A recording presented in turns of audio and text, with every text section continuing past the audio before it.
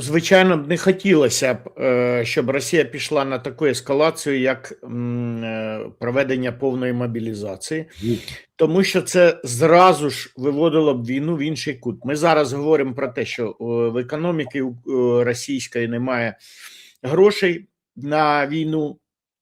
От, і мало того, у них з'явилась та ж проблема, яка у нас вже майже 2 роки, тобто проблеми мобілізації. У нас це пов'язують ТЦК, буцифікація і так далі. Вони з цього стібаються, вони здіваються, вони там кажуть, що ха-ха-ха, там типа хохліки не хочуть воювати. От, але зараз у них та сама проблема. У них впало, як тільки впало виплати, регіональні виплати, у них 400 тисяч рублей з федерального бюджету, виплата за контракт, і десь до 2 мільйонів була з бюджетів місцевих. Зараз 2 мільйона може собі дозволити тільки Москва, Пітер, умовно, там Воронеж, Новосибірськ. Всі решта збавили теж виплати, і народ перестав тягнутися. Да? Ну, щось вони там отримують з того ж самого там Судана там, чи з Куби. До речі, мої недавно, мої колишні студенти поймали, спіймав їхній підрозділ, ну вони дронщиками там воюють, але штурмовики взяли там зразу 20 чоловік, із них там половина це африканці. Так, щоб ми знали, ким Росія воює. От, і понятно, що вони ж не впечатуються, ми ж їх записуємо собі, як що це ми їх задвухсотили, а у росіян вони не проходять ніяк, це ж там суданці якісь.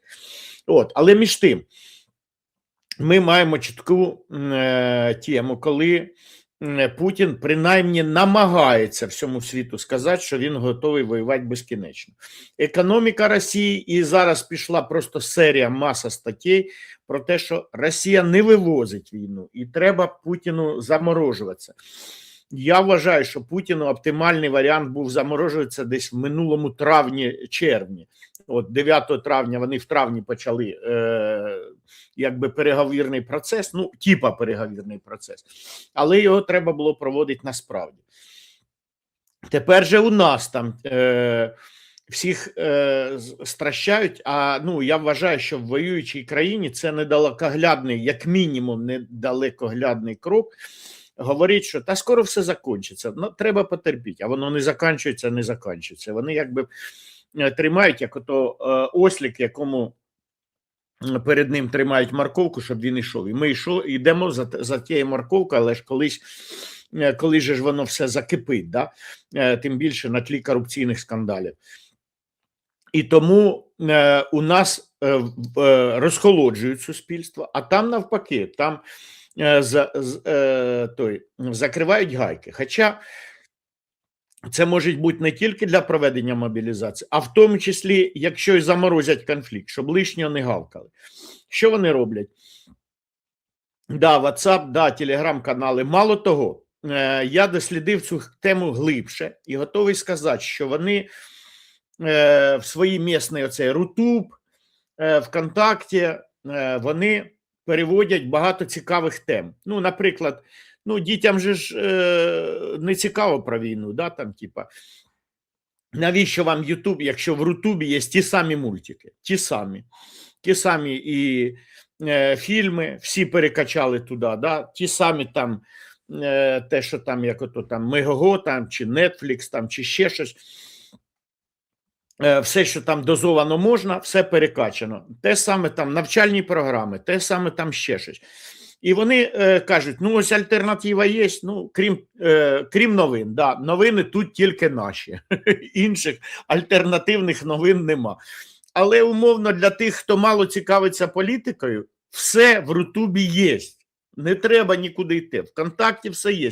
В Однокласниках взагалі все є. Да? Там все. Спілкуйтесь там, не лізьте нікуди. І вони таким чином створюють 2 бульбашки. Одну надвелику, ті, які цікавляться політикою, поскільки воно їх задіває. Да? Ну, війною в Україні, понятно, цікавляться. Але їх переводять тоді в оцю велику бульбашку. І є група товаришів, яким цього мало. Це ті, по аналогії, які в Совєтському Союзі хтось дивився тільки програму «Время», а хтось звіряв програму «Время» ще з «Голосом Америки» і «Радіо Свободи».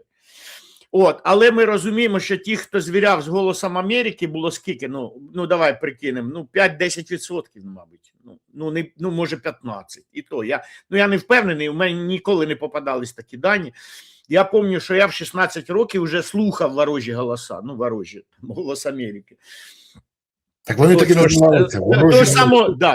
Того ж самого Савіка Шустера я слухав, там потім оці пісні цього, забув уже, манхеттенські.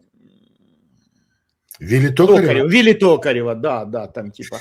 Слухав там Бонієм, там чи ще щось, те, що ми слухали. І я дуже часто слухав не скільки за новин, скільки за такого якогось прикола. Хоча потім там десь 16 років мене і пересадили на новини, я там почав Солженіцина читати, я ще Солженіцина «Архіпелаг ГУЛАГ», не коли його видали, а ще в саміздаті прочитав. Прочитав. І це було... Але скільки таких, як я, було у мене в класі? Я і ще двоє хлопців. Всім остальним це було не цікаво в 10 класі абсолютно. І так само Росія. Путін подумав, що більшість согласиться на Рутуб. Тому що мультики для діток є, якісь фільми є, серіали є, а що вам ще треба? А ми хотіли новості, а новості від Соловйова. Фактично вони деполітизують своє суспільство. Да. І залишається тільки пропаганда, навіть не новини, а саме пропаганда. І замість того, щоб люди що дізнавалися, вони будуть дізнаватися геть інше. Але тут проблема все ж таки в іншому. Дивись, а у нас є дані розвідки, які навіть не приховують, що росіяни готують наступ. Це великий наступ, який вони концентрують. Головний удар, як завжди, Донецька область, але бачачи, що нам не вистачає військових, і ми маємо проблеми на Запорізькому напрямку, вони там зараз тиснуть, і тиснуть помітно. Більше того, замість закликів до мобілізації, замість питання вирішення проблеми СЗЧ, яка навіть у мене в ефірі був Роман Костенко, це секретар комітету Верховної Ради з нацбезпеки, я бачив ваш ефір. Оборони. Так, і він же сказав, що якщо повернути хоч би 60 тисяч, це приблизно менше ніж 20% тих, хто СЗЧ, то ми вирішимо питання фронту. Але є інші версії, що якщо повернути хоч би 100 тисяч, а це то ми ще наступати зможемо. Да? Так, це не жарт, це прямо... Тому що, наприклад, в мене мій побратим, один з моїх побратимів, який ще залишається в Збройних силах, він каже, що в них зараз, залишається так маленькими дрібними групами, 3-5 людей, дійсно, але навіть кількість спроб просочування зменшилась кардинально. І не тому, що там якісь погодні умови, а росіяни фактично просто кидають все на м'ясо. У них дійсно йдуть м'ясні штурми, без зупинки. І закінчуються. А нова мобілізація не найкраща. І тому сьогодні, якщо дійсно будуть проведені мобілізаційні заходи на Росії, вони створять резерви, бо поки в них резервів не вистачає. Ні, так от якраз у них для наступу, для весняного резерви є. Вони ті частини, які є, вони вибиваються в нуль, умовно, а ті вони бережуть якраз для великого весняного наступу, який орієнтовно буде після Пасхи. І чим ми будемо відповідати? Давайте сядемо за стіл перемовин? Фактично, бо ми ж бачимо, що в нас відбувається. І тут головне питання. Ті, хто сьогодні керують країною, вони думають про що? Про те, щоб переобратися, чи про те, як дати відсіч і мотивувати населення? Оце головне питання. Бо коли британські ЗМІ починають писати, що на Банковій готуються до виборів, вже реально готують дати, готуються, там єдине, що помилилися, вони сказали, що 24 лютого буде повідомлення про це. Ні, не буде. Трохи пізніше, там заплановано трохи пізніше. Це не та дата, да. Я думаю, що Подоляк з Литвином. Але це скинули, це не проблема. Але потім Офіс президента каже, так ми за вибори, нам дайте тільки гарантії. І не кажуть, які? Гарантії переобрання чи гарантії безпеки країни? Бо це ж теж питання. І от ця мотивація знову переобиратися попри все, вона, мені здається, 100% не допоможе дати відсіч ворогу. Чи я, може, помиляюсь? Да. Мало того, я кажу, що взагалі-то ми мало говоримо, а корупційний скандал впливає на переговорні позиції України. Якось це питання там корелюється, воно там, типа, це пов'язано? Да, пов'язано. Це нас дуже сильно послаблює. Тому що навіть взяти, от приїздить Умєров, Буданов, ага, проти Буданова виставили, тобто, якщо у вас голова Офісу президента, начальник ГУР, Головного управління розвідки, то на російській відповідний підрозділ називається ГРУ, Главне розвідувальне управління. Вони зараз його переназвали, я нову назву ще не той, але ну, ми розуміємо, що воно ще з часів не тільки там Різуна, а ще там з часів Судоплатова, да? Та ні, ще з довоєнних часів існувало саме як ГРУ. От, і вони зеркально, да, то я от до чого кажу, що приїхав цей генерал ГРУ, а у нас офіційно очільник делегації не довірив Зеленський це Буданову, а довірив Умєрову. Знову ж, щоб це далі може зачепимо, щоб позначити, що новий голова Офісу президента не так крут, як попередник його, да, і він їде там, типа, на підтанцовку до Умєрова. Але ж всі росіяни розуміють, що Умєров збита птичка і збита ФБРом, що він боїться повертатися в Україну. Він може повернутися там, щось переговорити з Єрмаком і вшитися. Чому? Тому що він боїться, що йому видадуть підозру. Він особисто боїться, він готовий втекти. І росіяни прекрасно розуміють, що голова української делегації, у якого сім'я в Штатах, і який умовно на чемоданах сидить, щоб теж звалити туди. І не будь в Україні, і забудь про Україну. І тому, і знову, що у нього є якісь тьорки з ФБРом, і ФБР там до чогось їх змушує, і, мабуть, в ГРУ це знають. Від того ж самого Віткова, який або просто не держить язик за зубами, або просто на зарплаті у Кремля. І вони знають, що вони можуть наїжджати. То, знову ж, наші переговірні позиції слабі, тому що у нас переговорщики такі, що у нас Умєров на переговорах, і Буданов сильно цього не підсилив. Але у нас є перевага. У нас самий кращий переговірник – це ЗСУ, які відмінусовують по 1000 штук орків в день. А вони не можуть призвати по 1000, а призивають вони по 700. От і виходить така от ситуація, що ми якби наші переговорні позиції сильні, але це не завдяки Зеленському, а всупереч Зеленському. Почекай, але ж є заяви Зеленського, при тому такі гучні і цікаві. Війну можна завершити до літа, якщо Росія також погодиться на реальні кроки до миру, заявив Зеленський. Ну, це браво, це геніально, це просто...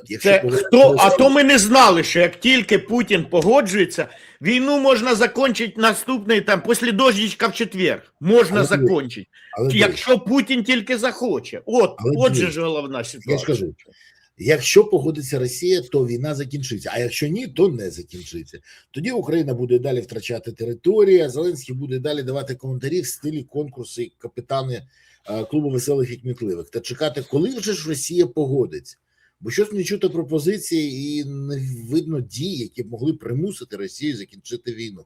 Те, що почалися знову обстріли об'єктів на Росії, як на та ж сама Ахтинська НПЗ, інше, це добре.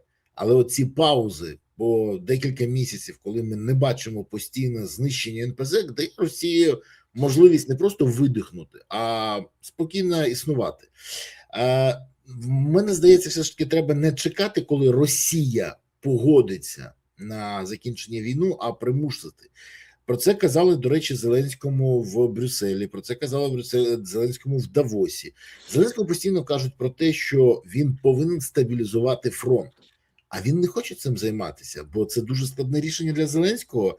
І мені запитання, так його що, влаштовує те, що зараз, чи чому він таку пасивну позицію зайняв? Зеленський не розуміється на військовій справі. Зеленський не шарить, як там наступати, як відступати. Він піджак. Але він ще з часів генерала Залужного він намагається втрутитись в військовий процес. Втрутитись через постановку непосильних задач. Наприклад, фортеця Бахмут. Раз пісня є, значить тримаємо. Да? От, тримаємо, тому що це політична позиція Зеленського. Наступаємо на Курськ. Чим цей наступ закінчився? Да, спочатку політично це для нас зіграло, але, скажімо, от вічний спор, що в війні головніше, політика чи військова справа? Тому що наш відступ – це були лишні втрати, за які Зеленський не хоче перед матерями і дружинами відповідати. Да? Там, типу, а я звинувачую, Володимир Зеленський винуватий в тому, що при відступі з Курського виступу, умовно, ми понесли нерівномірні втрати. Ми клали не 1 до 10, да, там, на одного нашого 7-10 орків, а 1 до 1. От, а це для нас неприпустимо, тому що їх в 4 рази більше. Ми не можемо собі дозволяти, щоб наших гинуло скільки їхніх, тому що ми програємо війну елементарно. От, із-за того, щоб Зеленському сказати, щоб він Трампу мог сказати, що там ми тримаємо якусь територію Курщини. Ну і зараз там під Тьоткіним там наші тримають там 2-3 висотки, от на Сумщині якраз. Тобто ми досі на території Російської Федерації знаходимося. До речі, всім і Путіну в тому числі привіт. От, але знову ж, тут уже це не то, що позиція, це військова доцільність, да, тримати там, наприклад, якусь висотку, не тому, що вона на території Курської області, а тому, що нам вигідно це з військового плану, а не з політичного.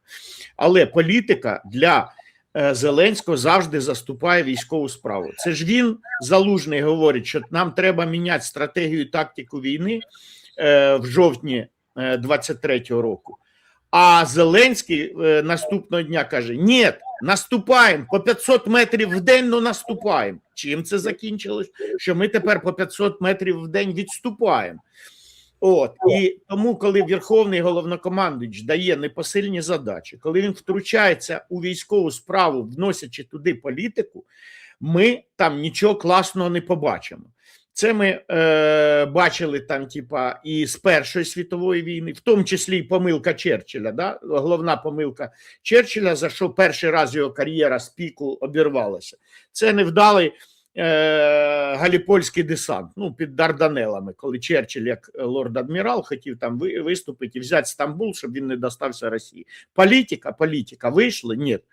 От, так само, як там Гітлеру багато там дорікали німецьких генералів, що політика там привела до катастрофи, тому що політику висували там як головне проти військової справи. Так от і у Зеленського, який абсолютно не тямить у військовій справі, але намагається керувати. В тому числі саме головне його керування полягає в тому, що він там вплоть до камбрігів там призначає. Оцього зніміть чого? То, що там типа дерзко себе веде, відповідає не так, там солдатів береже, там типа поставте того, який буде виконувати наказ. Так накази дурні, а пофігу, дурні чи не дурні. Не може же ж Володимир Олександрович віддавати дурних наказів, коли він каже наступати, або держати, тримати Покровськ, Мирноград. От, і тому ми маємо прориви ворога на фронті, да? Тому ми маємо, коли було прийнято політичне рішення створювати бригади, в тому числі оту знамениту, печально знамениту бригаду, яку тренували Анни Французької, да, яку тренували в Франції, там на СЗЧ розбіглось 20% людей, привезли її сюди, а вона тут не показала себе. А чому не показала? Тому що зроблена була бригада не за тим принципом, за яким потрібно робити, як та ж сама там 3-я штурмова чи Азовша. Коли в сильну бригаду ви просто її підсилюєте, да, робите там не 4, не 5 батальйонів, а як в 3-й штурмовій було 12 наприкінці, що довелося її до корпуса розширювати. Да? Але чому? Тому що бригада боєздатна. А поруч стоїть не боєздатна бригада. А ми знаємо, що таке, як на фронті, як 2 бригади. Одна боєздатна стоїть як кремінь, а друга побігла. А чого побігла? Не то, що там всі сцикуни, а тому, що там немає, не спаяна вона, немає традиції там військової, немає спайки між рядовими сержантами, між сержантом і комбатом там, і так далі, так далі. І тому незбитий, неспитий, умовно, несп'ятий колектив по-любому програє. Знову ж, не тому, що там, можливо і тому, що там менше пасіонарів, да? Тому що зібрали, з чого було, а в цій бригаді костяк ще з добровольців, ще з тих, хто в 22-му році прийшли, це пасіонарні люди. Понятно, що на пасіонарному скелеті м'язи можна наростити які? Можна такі банки наростити, правильно? От, ми розуміємо це. А там, де немає пасіонарного костяка, можливо, ця бригада і програє, тому що ну просто немає тих тої кількості людей, які цементують бригаду просто своєю стійкістю, своєю там, я знаю просто кількох своїх же студентів, своїх же друзів, які тільки його присутність, він присутній, і вже все, ніхто не побіжить. Чого? Тому що при ньому, куди ж ти при ньому бігтимеш? Ні, не побіжиш. От, і все. І достатньо одного-двох таких там на роту, і все, рота буде стояти. А нема таких, і не вистоїть.